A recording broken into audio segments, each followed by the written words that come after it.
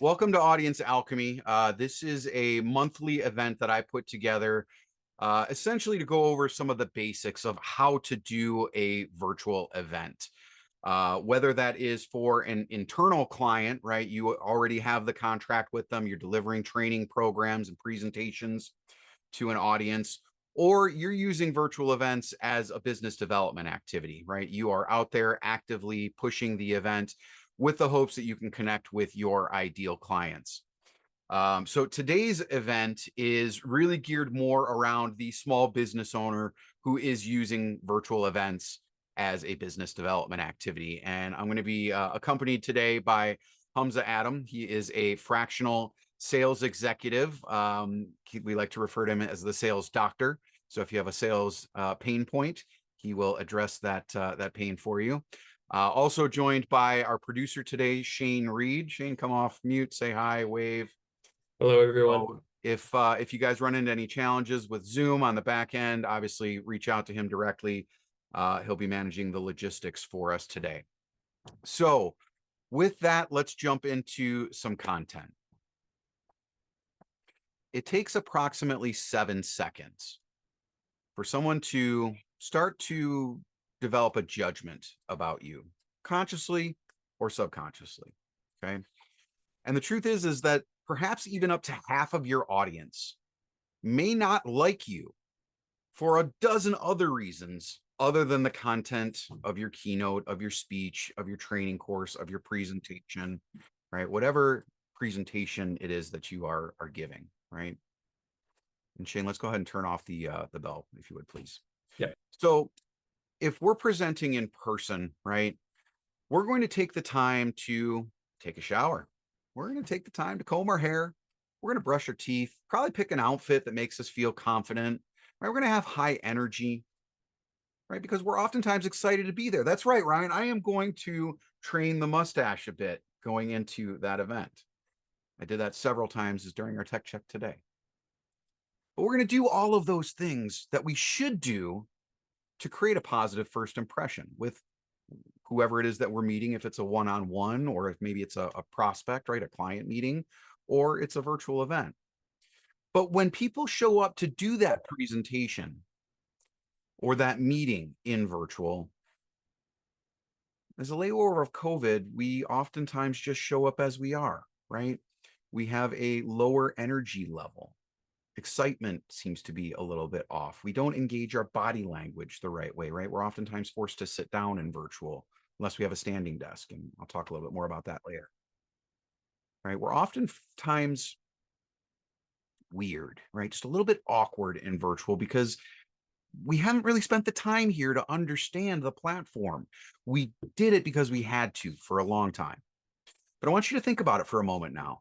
How many hours a day do you spend in virtual? Right? Just quick show of hands. There's a few of you that are on camera. If you spend more than 25% of your day in virtual, raise your hand. Okay. 1, 2. Okay. 50% of your day. No. Okay. I've had people who've spent as much as 100% of their day in virtual meetings and events. That is me. That is my life. I spend maybe 5% of my time in a given month outside of my home office here, right? Because I do almost everything virtually. But if you're going to show up virtual, if this is going to be your stage, shouldn't you show up as well as you can, right? You want to make that good first impression. This is your virtual real estate. So you have to show up as well as possible. And that's not just your camera, that's your audio. And that's how you leverage the technology that you've chosen to use. And remember, how you're perceived is how you will be received by that audience, right? And you guys have probably all heard the old saying, perception is reality. Right? So you want to make sure that the reality that you are crafting for your audience is a good one. Now, since the beginning of COVID, my team has supported nearly 6,000 virtual events. So we have picked up a few best practices along the way.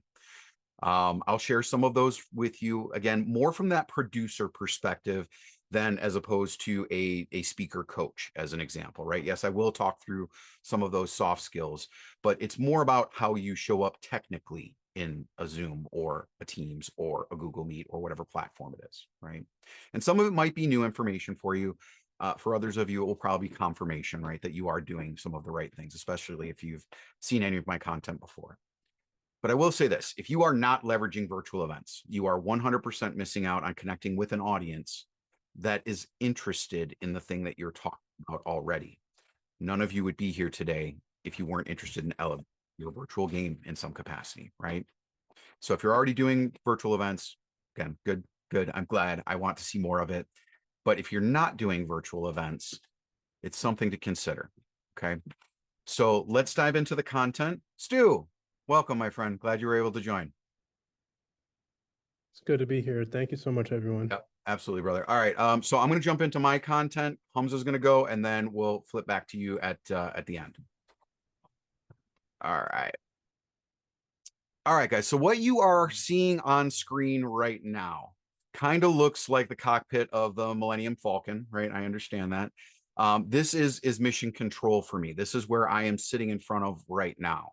And I don't show this to impress you, although some people are, right? You'll see 7 monitors. There's kind of a lot of things going on, you know, a little bit of a mess on the desk. I'll be honest, I'm not that tidy. But I show this as a reference, right? Because most people are generally not working from just one monitor anymore. Obviously, some people are still on the road, work from a laptop. They have the one monitor, and that's what they have. But if you are working from more than one monitor, I want you to think about this for the second, right? I'm not working from one monitor. I have 7. So the one that I'm sitting in front of that has Zoom on it, I'm paying attention to whatever's happening here. But I have 6 others that could potentially become a distraction for me, right? I could have my email and calendar down on the lower left. I could have LinkedIn. I could have Slack. I could have Teams. I could have Facebook. Like I could be watching a baseball game on one of these monitors and you would never even know it, right? So we have to make sure that we are keeping our audience as engaged as possible throughout the course of the time that they're with us. So all it takes is one email, one DM, one ping from someone important to me, and I'll probably become distracted, right? Or I'm going to start mentally checking out a little bit. So back in 1967, this guy, Dr. Albert Moravian, another guy with a really amazing mustache, I might add, for the time, he conducted a study, and it was designed to understand the relative impact of our facial expressions and our spoken words, right? And through his study, he was able to identify the power of how we interpret a message based on the words, the tone, or the physiology, the body language that we use when we're delivering that message, right? And so you guys have probably seen this before. It's 7, 38, and 55%, right? 5% of our message, 7% of our message comes through with the words that we use. It is the bulk of the message, right? Because without the words, we're missing a large component there. But he found that the tone and the body language that's leveraged while we are communicating it actually communicates more, right? It gives us the tone, the temperature of the message, and how we should be receiving it. So I always like to show this guy, and you know, if some of you are as old as I am or a little bit older, you remember Ben Stein, right, from Ferris Bueller's Day Off. He had that legendary delivery with absolutely no tone, right? Bueller, Bueller, Bueller, and then in more recent years, he did some Clear Eyes commercial mimicking that same delivery, right?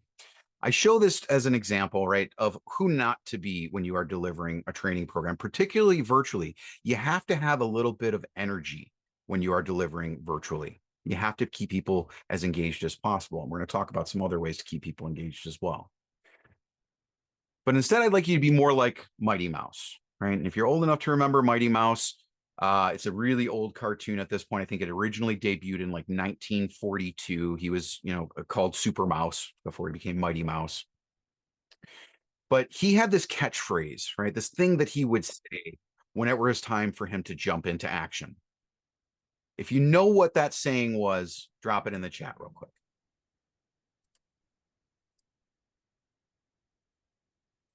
Who knows what Mighty Mouse would say when it was time to jump into action? Charles, that's right. Ryan, you got it. Here I come to save the day, right? But when he did it, it wasn't just here I come to save the day, right? Because if that's how he said it, who the hell would agree with him? Who would believe him, right? You have to say it with that superhero physiology, right? Puff out your chest a little bit. exude the strong physiology. Here I come to save the day, right? He had that sing-song voice, that delivery, that there's no mistaking what he was coming to do. Now, I don't say that because I want you guys to start singing at all of your prospects and, you know, doing all of that stuff, right? But again, as an example, I want you to have an unmistakable message. I want you to use all parts of your communication because all of it does lead to how the message is received. If something is not congruent within the way you're delivering your message, it won't be received the way that you intended, right? All right. So polling question number 1, Shane, launch it. As a percentage, we just talked about this. How much of your message is communicated through body language or physiology?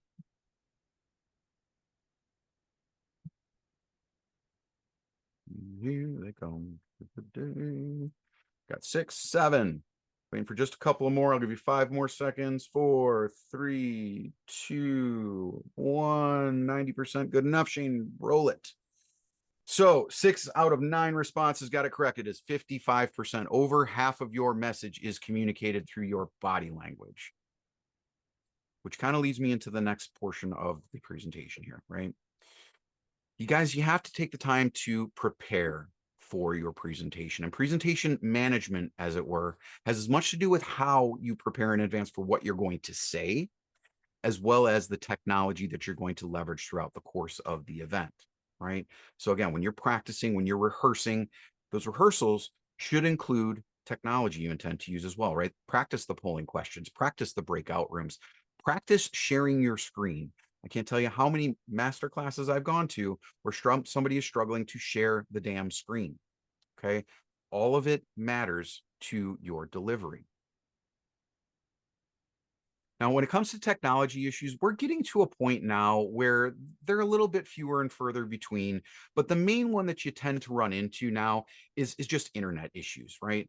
So, you know, a few things that you can do, you always want to try to hardwire your connection as best as possible, right? If you can't, you can't, but that will give you the most stable internet connection. Okay. Have contingency plans for technology issues. And what I mean by that is if you have low bandwidth, and all of a sudden your video starts getting a little bit choppy, you can disconnect your audio and it will improve your video connection, and then reconnect your audio using your phone. Your phone then acts as your microphone, but it reduces the bandwidth usage in Zoom, making your video quality better. Okay. Vice versa. If your audio quality gets bad, you can turn off your video. I don't recommend leaving your video off, but if you have to choose between one or the other, you'd rather have good audio. Because pro tip, guys, people will put up with bad video. They will not put up with bad audio. They will leave your event quickly if they are unable to understand what it is that you're saying. Okay. Now, when it comes to time, guys, real simply, respect your audience's time. Start on time, end on time. Don't go over. Short your presentation if you have to. Respect people's time, because we are in a day and age where people are back to back all day long. They don't even get time to pee in between meetings. So be respectful of their time, and they are more likely than to be responsive to you later, right? Now, let's jump into, well, I always forget about this. This is Nick Nolte's mugshot. You may be familiar with it. Don't show up like Nick Nolte in this mugshot to your virtual event. Again, make sure you take the time, curate your virtual square here. Don't look like Nick, okay? And then, of course, that can avoid the dumpster fire, right? All right, so nitty gritty time, guys. When you are on camera, make sure that you're framing yourself properly, right? You want your camera at about eye level, slightly above if you have the option. You want to make sure that you center yourself in your frame, right? You want to be right in the middle. I like to use what's called the 3-finger rule. If I can fit about 3 fingers to the top of my head to the top of my frame, there's enough space there and I'm framed properly, okay? Look at the camera from time to time, periodically, because that simulates eye contact. If you're meeting people in person, you're going to look them straight in the eye. This simulates eye contact in the virtual world. So make sure that you're looking at your camera from time to time. This is what it looks like when the top of your head has come off. This is what it looks like when the bottom of your face is cut off. Don't do this. This looks ridiculous and you lose credibility. Make sure that you are framed properly. Okay. Background and lighting. Neutral, uncluttered backgrounds are best, obviously, and I'm a little bit small right now, but I have a lot going on in my background, and that is intentional. I want you guys to see my personality a little bit when my square is a little bit bigger. When I'm this small, it really doesn't matter. Okay.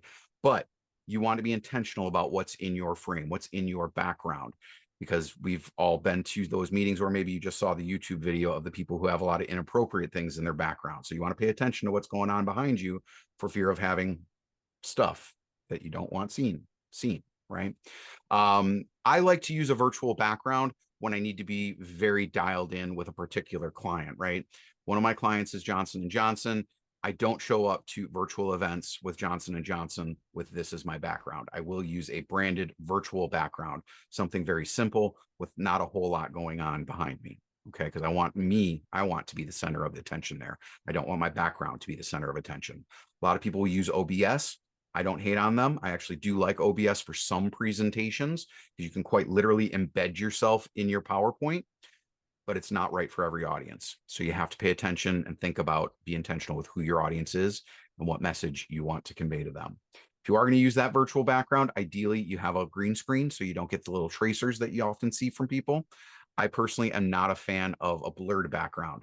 For whatever reason, psychology in my head, I always wonder, what do they have going on behind them that they don't want me to see? Virtual background, I don't think that way. I think, okay, they're trying to brand themselves. I like this.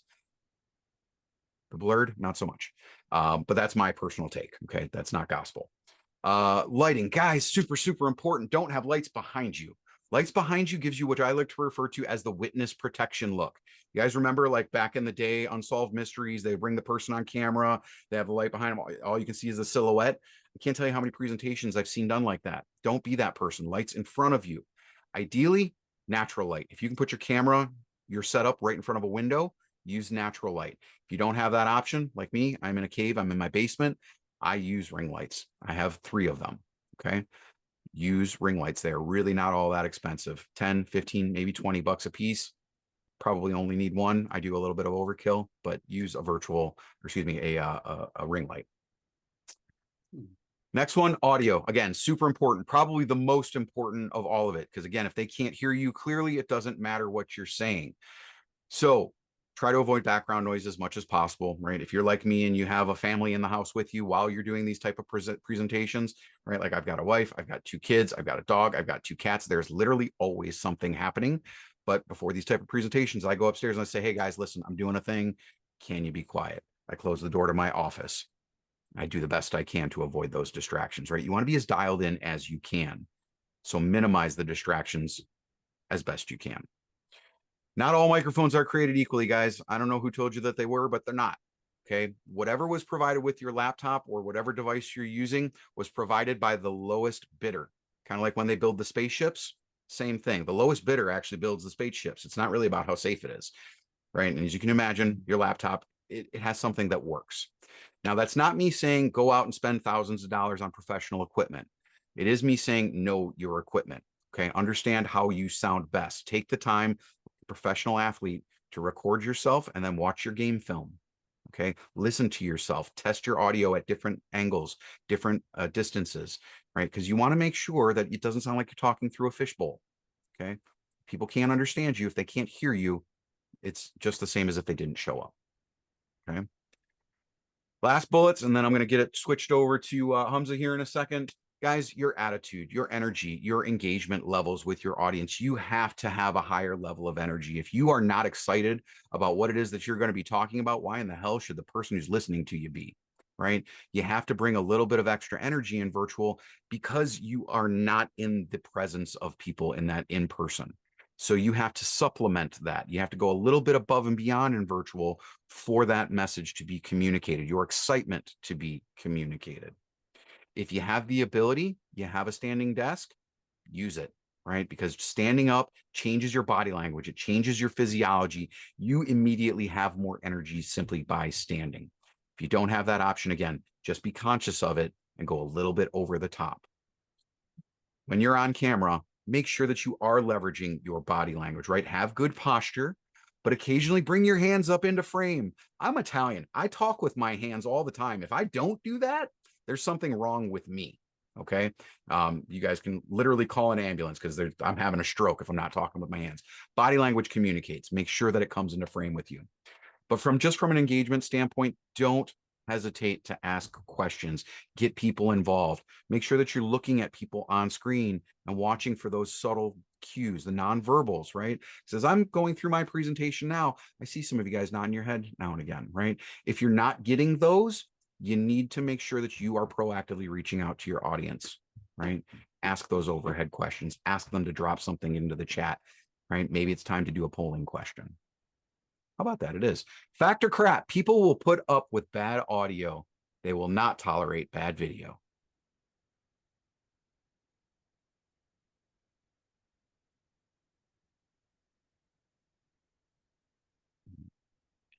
Five more seconds to get those responses in. 4, 3, 2, 1. All right, we're going to run it. 6 to 10, 60% response rate. So this statement is crap. I reversed them, right? Again, people will put up with bad video. They will not put up with bad audio. Make sure if you're going to prioritize any of the two, audio is the one you want to make sure is really, really dialed in. Okay. All right, guys. So again, takeaways from my portion of this: be prepared, be proactive. How you show up matters, and how you communicate absolutely matters. From my perspective, right, how do we help our clients? Well, we try to hold an engagement strategy session with all of our clients. We literally talk through the entire presentation and how you leverage the different tools that are available both in Zoom and externally from Zoom. It's not just about pushing the buttons. It's about being a strategic partner with you to engage that audience, because an engaged audience is primed to buy. So with that, I'm going to go ahead and turn it over to Humza. He'll talk through a little bit of the sales component, and then we will circle back and bring Stu into the mix towards the end. And we just dropped a top 10 checklist for virtual training programs. If you guys want to download that. All right. All right, Humza, we see your screen. Rock and roll, brother. Fantastic. Great stuff, Bernie. And I can attest to the standing desk thing. I've been using a standing desk for a while, and it definitely helps with projecting the voice, right? And that's what you want to be able to do. So what I'm going to be talking about is how do we get them to buy, right? Because ultimately, there's a reason why you're doing these online events, right? And for most people, the reason is you want to be able to sell something, right? So what I'm going to talk about is what are the specific things that you want to keep in mind as you're building your event in order to make it an event that actually turns into revenue, okay? So we'll talk about using your online event to drive sales. So first of all, a little bit about myself. I am a sales and marketing guru. In fact, I have used presentations as a sales tool to drive over $5 billion in revenue. And yes, that's billion with a B. It certainly helped that I was in the aviation industry. I worked for an aircraft manufacturer and was involved in selling and marketing airplanes. And each of those airplanes was in the tens of millions of dollars. And we weren't selling just one or two. We were selling fleets of airplanes, and that's how you get into the B range, right? But all those skills mattered, regardless of whether you're selling 5-figure deals, 6-figure deals, or 7-figure deals. Over 20 years experience in sales, marketing, training, consulting. In fact, I have my own consulting firm where I work with organizations to help them up their game in terms of driving up revenues. As Bernie said, I am the sales doctor.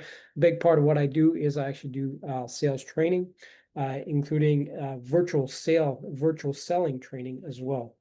Okay, so let's dive into just trying to understand, why do people buy?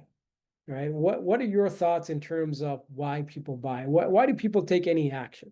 And you can even think about yourself, the last time you bought something that was important. Why did you buy it? Or something you felt was important? Other people might disagree, but why did you buy, or why do you think people buy? Just put it in the chat. See what thoughts and ideas we come up with here.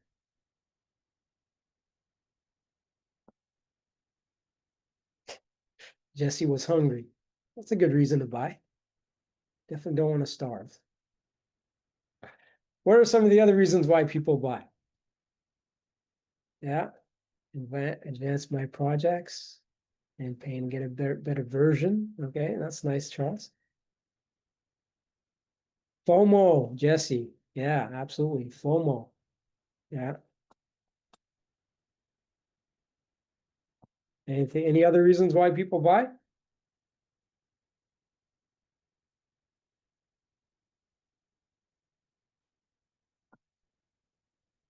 So what about status?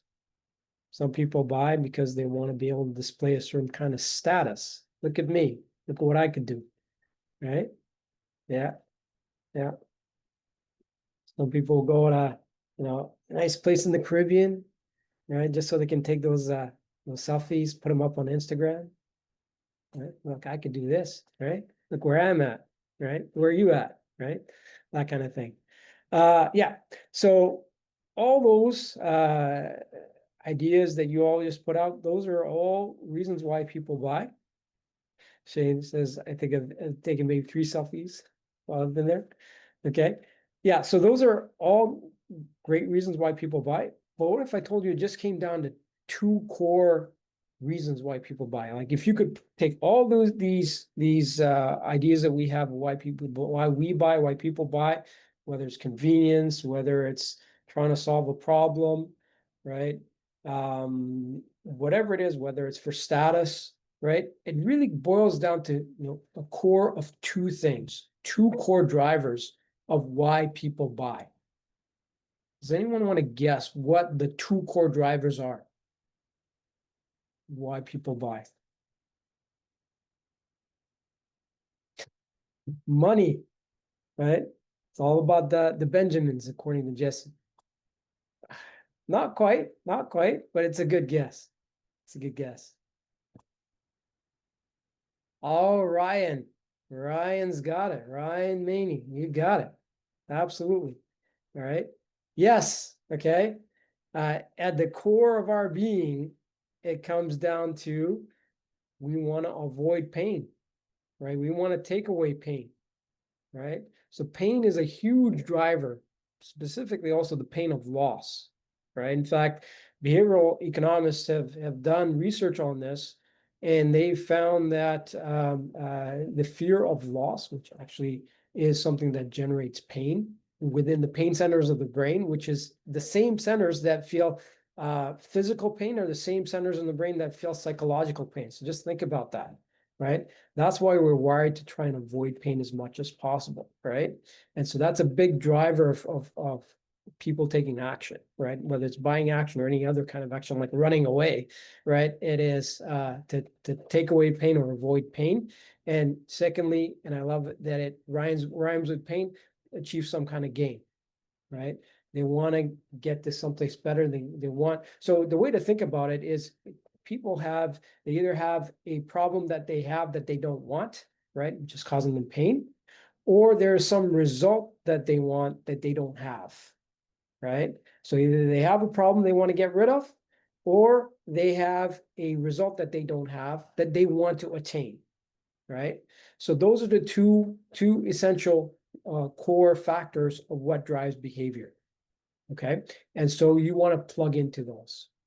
Okay. At the end of the day, with your presentation, you want to plug into these things. Okay.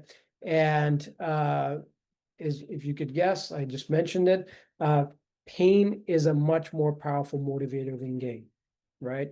In fact, they've done the research on this, and they say, according to Daniel Kahneman and Amos Tversky, who did a whole bunch of experiments on this, they said it's over 2.5 times more powerful, right? And so what that means is that you want to make sure that you focus more of your presentation, more of what you talk about on the pain side of the equation.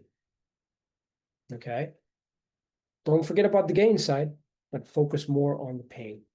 Okay. Because that's what really gets people to build that sense of urgency to want to take action. Okay. All right. Next, in terms of how does the brain buy, how do we actually decide on what we want to ultimately go with? So if say you have 2 options, how does your brain work to figure out, okay, which of these 2 options should I choose, right? it comes down to two things again. And these two things are logic and emotion. Okay. And guess what? Right? It is ultimately, Ryan says, I once heard that pain gets them off the couch and gain gets them through the door. Right? I like that. Okay.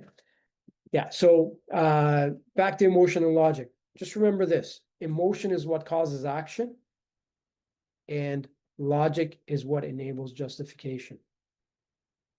Okay.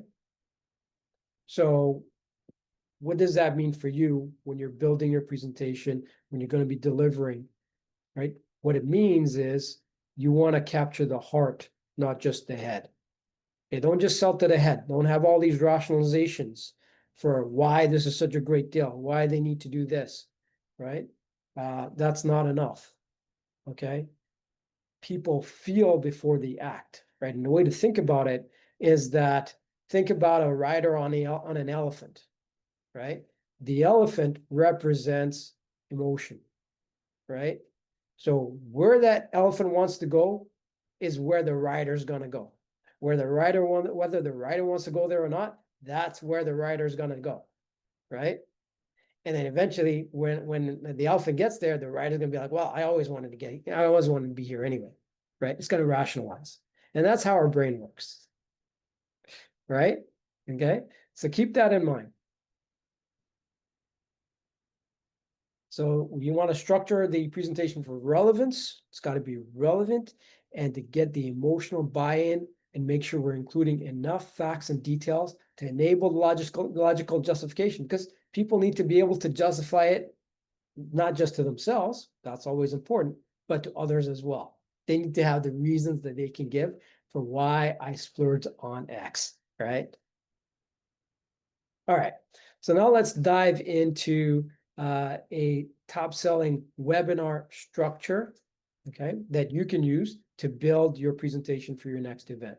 Okay, so these are the 7 elements. We'll go briefly through it. I want to make sure we have enough time for Stu, so I won't take too much time on this. But these are the 7 elements that you want to build into your presentation, right? It's having a clear objective, knowing your audience, having a strong hook, having a clear flow, delivering value, and having some form of audience engagement. We'll talk a little bit more about that. Bernie mentioned it earlier. And then closing with a call to action, or with essentially having some kind of offer that you can put out there. Okay. So first thing first is begin with the end in mind. And Stephen Covey said that, right? He wrote that book, 7 Habits of Highly Effective People. And this is one of the things that he mentions in there, is you want to begin with the end in mind. So specifically when it comes to your presentation, you want to ask yourself this question: what am I trying to achieve here, right? And B, you want to be super clear about your objective and think about the audience, right? This is not just about you. It's about, what do I want to have happen with this audience? Okay. What do you want them to think about as you go through your presentation? What do you want them to know or learn as they go through your presentation, right? Ultimately discover something, right? What do you want them to see, right? So online presentation, you have the opportunity to have wonderful visuals, right? So think about what kind of visuals you'll use that will create some of those emotions that we talked about earlier. What do you want them to see? What do you want them to feel? Right? Again, we're talking about driving emotions, right? Because people feel before they act. And ultimately, you want them to do something. You want them to take action. So what is that thing that you want them to do, right? Everything that comes into your presentation should drive them into this experiential journey that ultimately takes them to a point where they feel they want to take action. If you do that, you've done it right. Okay. People feel like they want to explore or take a next step with you.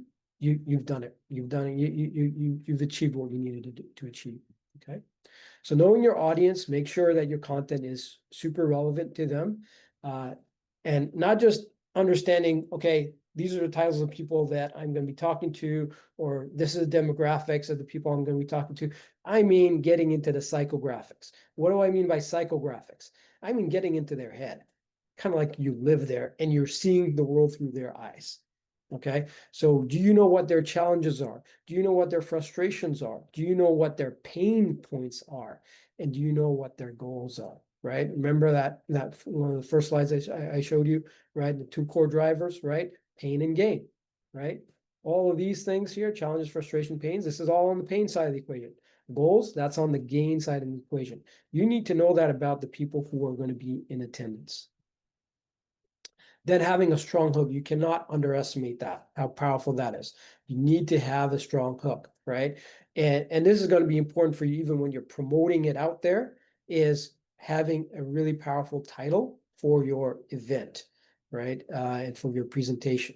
The point of this is to capture attention, generate interest, give people a reason to watch or listen to what it is that you have to say, right? I have a couple examples here, right? Now, depending on what it is that you're selling, you can probably come up with your own ideas of what might be good, strong hooks to have, okay? You don't want to have just generic titles. You want to have something, kind of a promise, right, that you're putting out there. People are going to take this away. They're going to get this value from spending the time, right? You have to think about your presentation or your online event as a trade, right? And what is the trade, right? That they're going to trade their time in exchange for getting some value, some form of value. So you have to deliver the value, okay? And next, we talk about having a clear flow, right? So again, creating an experiential journey, right? So what do I want them to see, learn, and discover along the way, right? I want to create some of those aha moments, right? Where I'm helping them make those connections in their brain that they hadn't perceived before, right? Then delivering value. So I like the rule of, having 3 to 5 core messages, nothing more than that and nothing less than that. So having too many, if you have too many points that you're trying to make, it all gets lost. Everything gets jumbled up, right? There's only so much we can pay attention to, and there's only so much that we will remember, right?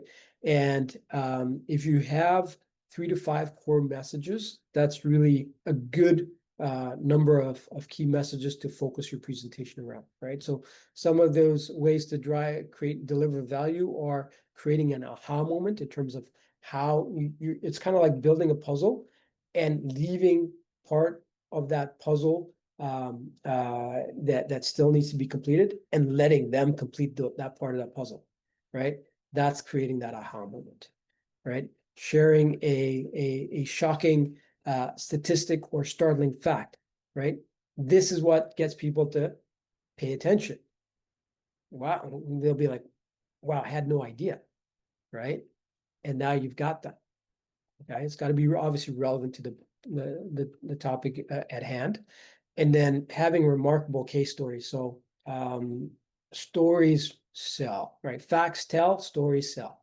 Okay, so stories really what they do is they basically speak to the emotional parts of the brain, right? They go directly into the emotional parts of the brain. This is why we can sit for hours and hours watching a great movie, right? And really not feel bored, right? It's because it's a great story, right? And human beings are actually wired for story. In fact, that's how illiterate generations transmitted their culture and tradition and values, right?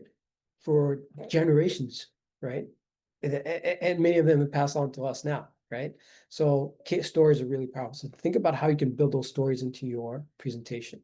Next thing is audience engagement. So think about how you're going to engage the audience. Bernie talked about this earlier, so I'm not going to spend too much time on this, but things that you can start planning into your presentation to get that engagement. First of all, content, super important to make sure it's relevant to what it is that they're trying to achieve, right? Insightful, so which means that it's not something that everybody already knows this stuff, right? If everybody already knows and you're parroting the same stuff, there's no value there, right? There needs to be some kind of insight, something that you've dug up, right? That was really hard to get to, right? Or that would be really hard for them to get to, right? That you're presenting or you're providing them, right? That gives them a reason to pay attention, right? Entertaining, right? We're now in the age of edutainment, right? Not just educating. You need to educate and entertain at the same time. right? So Bernie might show us some dance moves here. I don't know if we'll have some time, but I don't know if you're going to need to take up dancing lessons to do that. But I'm being a little bit facetious, but you need to entertain. Okay, polling the audience as Bernie did, right? And I'll have a little bit of a poll for us, before we end here, and then asking insightful questions, right? So getting people to engage and to think about the content, right? And what that does is when you get people to think and respond about some of your content, that actually makes your content a little more sticky, right? Because people are actually doing something with the content you provided. They're not just passively taking it, right? Or it coming in one year and going out the other, right? When you ask people questions, they have to do something with the information that you provided. They have to think about it, right? And that's powerful.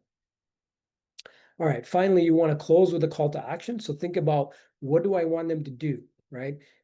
Ultimately, you want them to change their behavior, right? If they're not buying from you right now, you want them to buy from you, right? That is the change in behavior that you want them to have, right? So you want to ask them either to commit to doing X, to try the product, for instance, right? And maybe to buy the product. Maybe that now's the right time. Now, I was in long cycle sales, so not every presentation was okay, buy here, right? Sign here and buy, right? But it was, here's the next step. Here's what we need to do next, right? Are you willing to move forward on that, right? Now, that's in a multi-stage type of deal, right? Or opportunity, right? In some cases, when you're selling online, right? There is something that you're offering that you want them to buy, make the offer, ask, right? Make your ask, right? And make it compelling for them to proceed with it, okay? All right, so here's my poll. What do you think most holds back conversions, right? So when people do these virtual events, you may or may have not done that yourself, but what do you think is the thing that's really holding back conversions?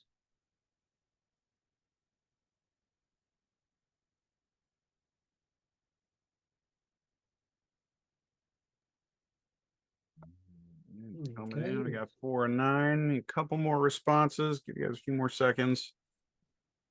Click All right. on 2. We'll give you 3 more seconds. 2, 1. Chain rocket. Great. Okay. So most of you said weak conversion strategy. Okay.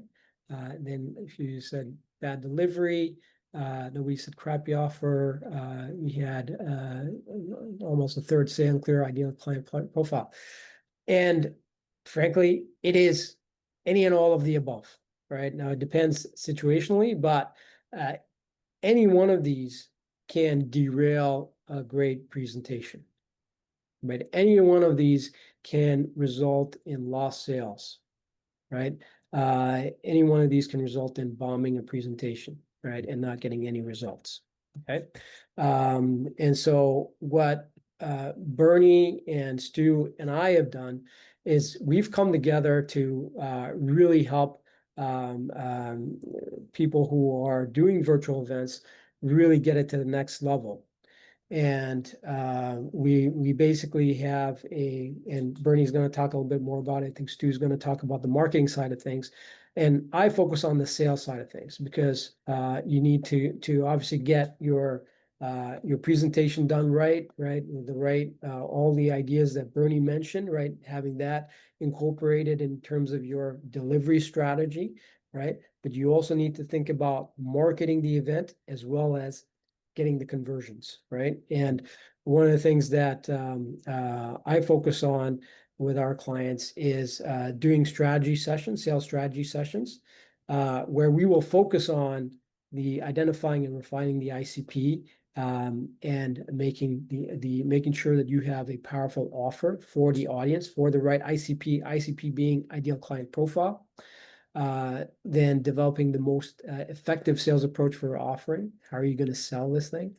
Working on delivery from a sales perspective, right? So Bernie is going to work on delivery overall, and I will work on, okay, how are we going to deliver these key points because they are critical to getting the sale, right? And then working on a conversion strategy, which includes follow-up, right? So that you're getting as much as you can out of the people who attended live, as well as don't forget about the people who didn't attend live, but who could be great customers for you.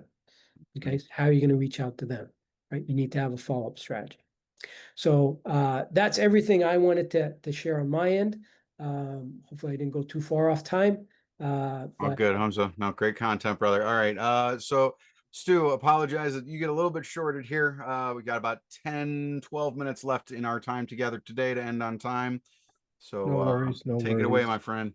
No worries, no worries. I promise to be really quick with this. So my name is Stu James. I am the influential part of the group or the marketing specialist inside the group. So a lot of people realize that branding is important to their company, to their business. And I'm going to tell you, this is one of the most important things that could ever advance your business. So my presentation is about branding beyond design. The system builds authority in sales. And I like to give something to my audience at the end of this presentation, because maybe you have a post, maybe you have a profile, maybe you have a mixture of both that you want to get a little bit of exposure. And I'm going to give you the exact same techniques that we use inside of our systems. You could go off and do it yourself, get a few thousand views. It's up to you. I'm going to give you that step-by-step strategy. So a little bit about myself is my name is Stu James. I'm a process engineer by trade. Spent over 10 years inside of collegiate schools. I worked with Fortune 50 companies. I garnished billions of dollars for them. Even in my personal career as a consultant, I've had just 10 clients, which I increased 100K run rate within 3 months. I grossed over $50,000 using this same marketing strategy that I'm going to share with you. And these results aren't atypical. It's just a systemized approach of doing so. On screen, it shows when I graduated, a few of the images of my siblings at my wedding, my wife, and some of the colleagues when I worked inside of the corporate setting. So, how did I come to love this system? This system saved my business. It even saved my lives of my family. The same system, I was able to recover a ton of money after going through some of the darkest times in my life. My wife was in the hospital. She had to be inside of the setting for over 3 months. And if anybody understands that spending one day inside of the hospital is a lot of money. And because of that, my daughter, who she was pregnant with, had to be born early, which she spent several days inside of the NICU. And imagine coming from um, walking home with a bundle of joy and then having like $500,000 worth of debt. So this system was able to help my business recover every last bit of penny. And I want to share it with you. Okay. So in my final hour, I want everyone that I encounter, including friends and families and my clients, to feel as though I elevated their lives through my actions to achieve the possible. And I want to do that with your business and more specifically with your brand. What people perceive of your service and what you do and the messaging that comes and is aligned with. Okay. So does your brand generate authority in sales? Everybody thinks of brand as just being a logo, but we know that it's much deeper than that. We know Volvo versus a Honda, the price point is different. Volvo markets on luxury driving. Even when we think of something as simple as Disney, they market the family experience, which they emphasize relationships, you know? So we believe that true brand connects with the heart and drives with the business results. So here are our system that transforms brand presence into measurable authority and sales. So why should you care about your brand? Well, Forbes this was an article that was written not too long ago, which says branding is key to your business. Companies grow by updating their brands, trying new strategies, adjusting to the market trends. It's very critical that your brand is in alignment with your message because in this fast pace of internet and social media, what people see and what people view about your brand will break or make it. Many businesses nowadays have shifted majority of their finances to just building just their brand. So engage audiences, spend more money for brands that they know, like, and trust. So loyal customers keep coming back to brands that they believe in.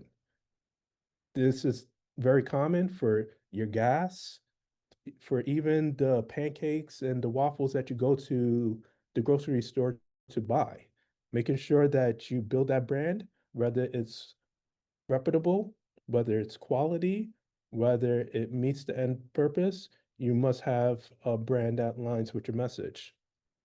So the problem that most people encounter with their brands is most stop at the visual identity. Everybody understands the image, everybody understands a certain color scheme, but what is deeper is quality. When somebody looks at your shoes and they see the check mark, they understand that Nike is at the top of their game. And it's the same thing for every single thing, even down to the clothes that you're wearing. They heavily invest inside of marketing to the right audience. And with this scheme, I'm going to show you how to connect that marketing to your brand.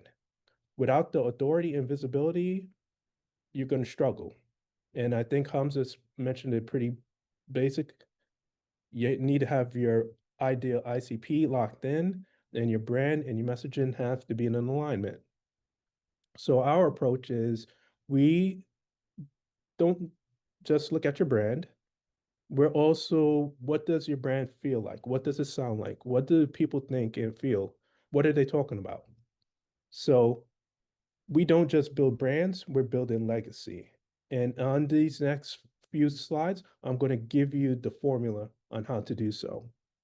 So in this formula, Hamza mentioned it very clear. You have to lock down that ideal client profile, knowing exactly who you're targeting, what is the pain point that you're going to be solving.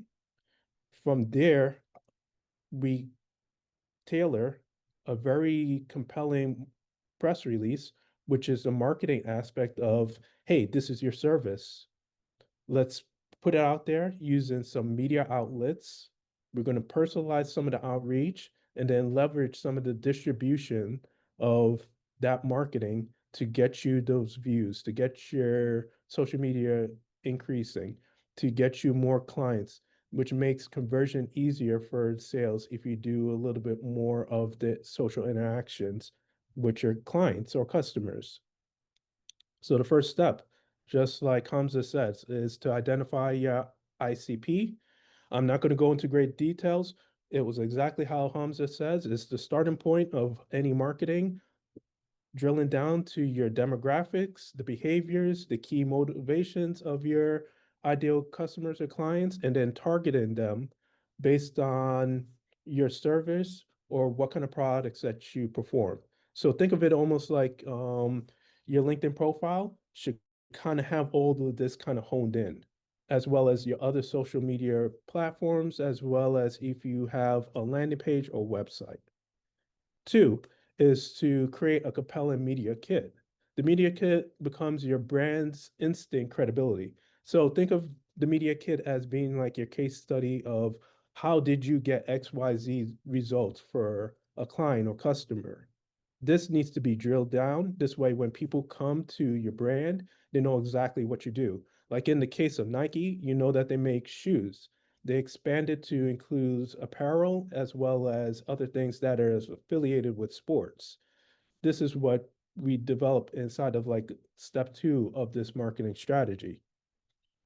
Number 3 is once all of those are locked in, we use the media outreaches to make sure that you start to be branded as authority. So imagine us explaining about your company or service using media outlet like Forbes, Morningstar, New York Times, and so forth.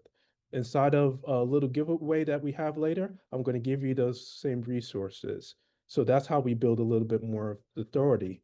And then from there on, it's just monetizing the traffic, turning those clients into sales through having a well-structured funnel. And that's the main crux of what we do from this standpoint. And then it's instant credibility. As you can see, clients before and then after running some of these campaigns, clients that we work with, this system works also on social media, being able to 4x some of the ads that they return of investment. And it just simply works by giving speaking engagements from people just hearing about some of your offers, people that just outreach to you, want to hear about you being a voice of authority, and which is the same thing in my case. So what does our system do? It's a breakthrough. We leverage authority by building strategic exposure and consistent messaging. The brand itself lives in every interaction. These results live online, lives offline, and it lives inside the media. Our process integrates with your branding, your marketing, your ICP, and we leverage press releases to optimize your sales opportunity.